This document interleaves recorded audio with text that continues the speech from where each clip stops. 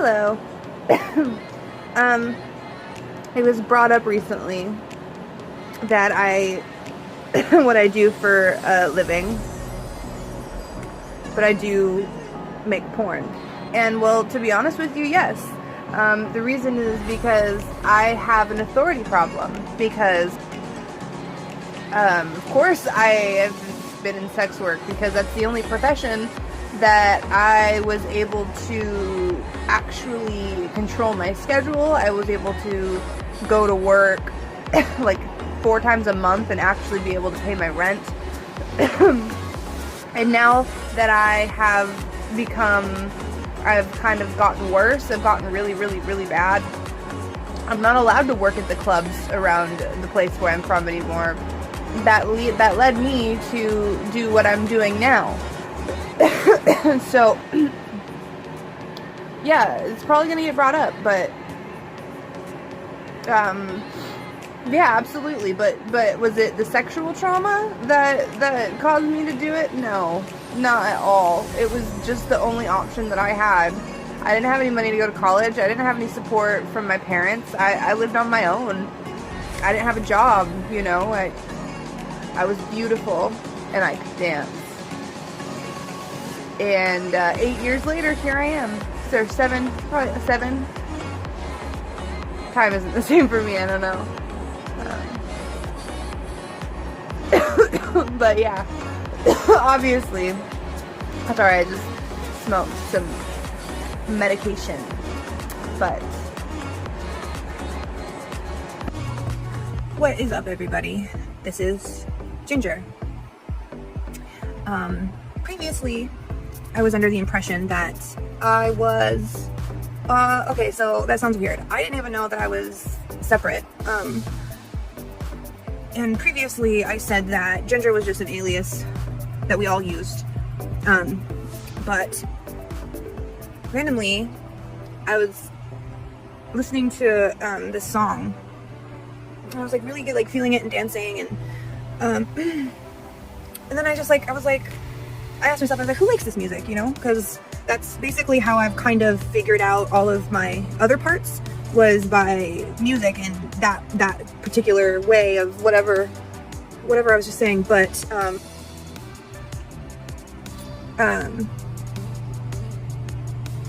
I was gonna say, I started to exist when the body was 21, or 20 actually, 2021, and I started dancing, stripping.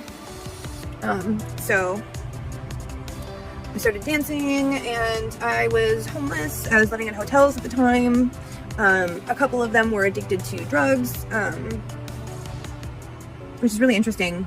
I was a heroin addict for a long time, and I would go like hours and hours without having it if I was at the club, like working, if I was at the club working. And then all of a sudden we'd look in the mirror and we'd see that the pupils were dilated, and then we'd remember, oh my God, we're addicted to opiates, and then boom, I was in withdrawal.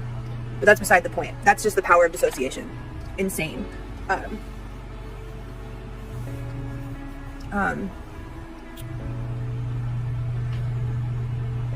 Ginger's not here anymore.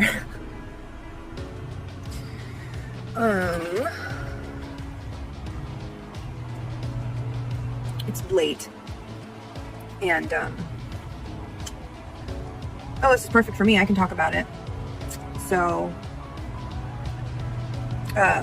Ginger, like she was saying, lived in hotels and didn't have a kitchen, and so she never had to clean up after herself, and she never had to cook for herself, and like all she knows how to do is to like take care of the body and make the body look exceptional, and to dance, and basically all just outward aesthetics, and a generally calm demeanor is what she does, is what her purpose is. And she's got super short temper, and her outbursts of little anger or whatever actually stem from having to evolve in the clubs, because every single person in the club is going to be trying to take advantage of you. The club owners, the customers, the girls, everybody is trying to get one up there, right? It's your job, and it's very cutthroat. So Ginger is very sweet, but she will, in a second, flip on you. And yeah, so that's kind of been hard to deal with.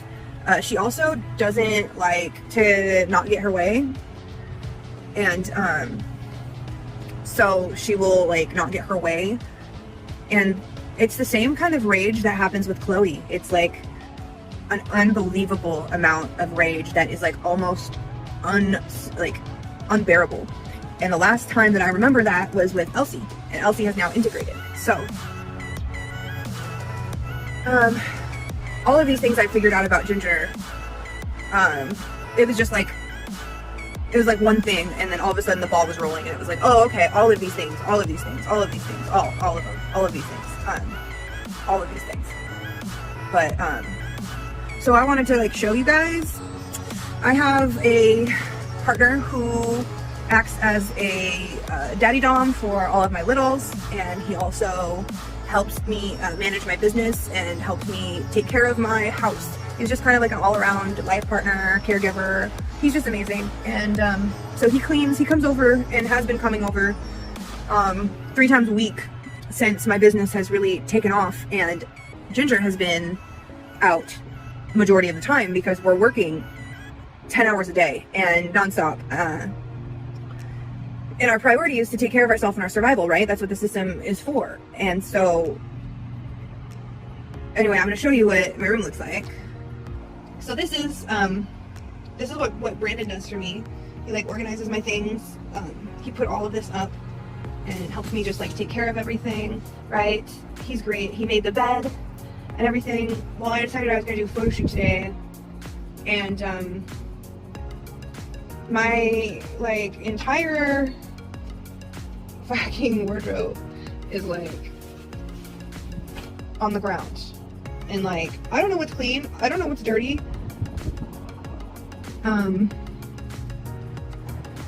So yeah, now I'm gonna wake up in the morning and Brianna's gonna come out and she's gonna have a freaking moment when she starts to stim, when she sees everything all over the place. So Jeff and Ginger can't seem to clean up after themselves. They don't seem to know how. It's a really strange feeling to look at your own filth and be like, I have no idea how to do this. And your brain is like, oh, you just go pick it up. You just go put it away. It's not that hard. You just do that. It's like, but I can't. Like, I just don't know how. Like, I know how, but it's in a different part of my brain. And all I can do is think about how to do it. I can't actually do it. And I can imagine that that's kind of how it is for people that like forget how to walk. When they see other people walk, or they have a traumatic brain injury, it causes them to have to relearn how to walk. But I don't know, who knows? I just kind of wanted to check in with you guys and update and let you know that like we're okay. This is Brianna, by the way. Brianna, Jeff and Ginger, who you talked to tonight. But I just wanted to do an update video and let everybody know that like, hey, I'm alive and I'm good.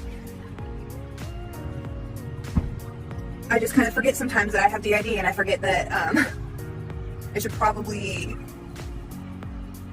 remind myself every day so that I don't beat myself up about this shit.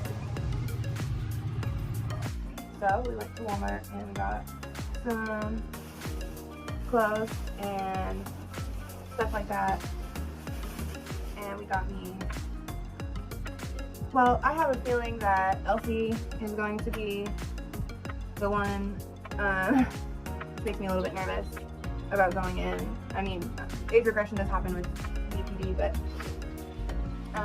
it's still embarrassing and I can't control it, and she needs help more than any of us right now. So anyway, we got these cool socks. Brandon's with me too. Brandon helped me check out a bunch of this stuff. And it sucks so bad because like this song came on and it was a positive trigger, at least that's what I thought it was. And then it reminded me that that positive person in my life was taken from me, and then I just like started crying. It was Elsie. Elsie just started like crying, and then literally the next song that came on was a negative trigger song from my most recent trauma. So that was my fun trip to Walmart. It wasn't too bad though. Brandon made it. Brandon, you made it a lot easier than it would have been alone. I mean, I'm still worried about money. I'm like really worried about money, but Brandon is not, and I just have this thing about being poor, like this fear of being homeless and this fear of being poor. And sometimes I put myself in a place where I'm not really actually in.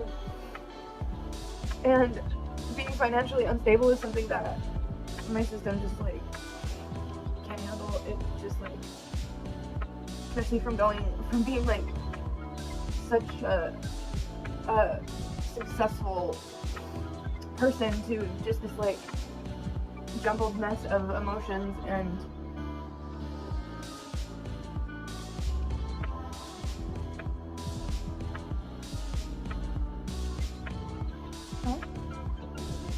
yes, that's why I have Brandon.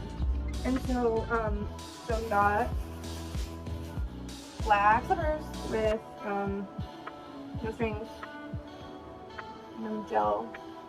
Brandon's sitting here smiling at me, making sure I don't go crazy. Admiring me. Thank you for admiring me. That makes me feel good. But yeah, anyway. And we didn't really necessarily put a budget on comfort items because what is money anyway? Like, it's just like life coupons.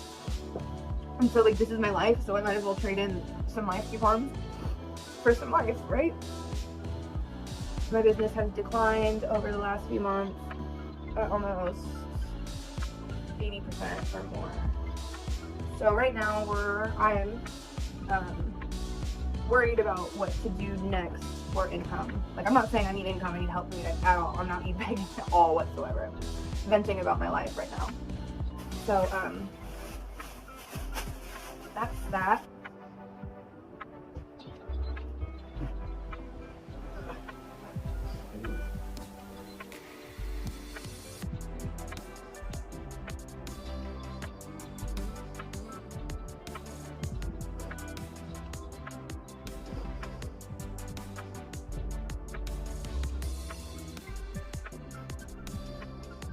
I have to go away tomorrow.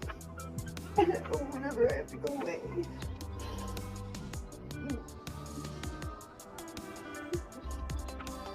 Elsie wants to go, but I don't want to go.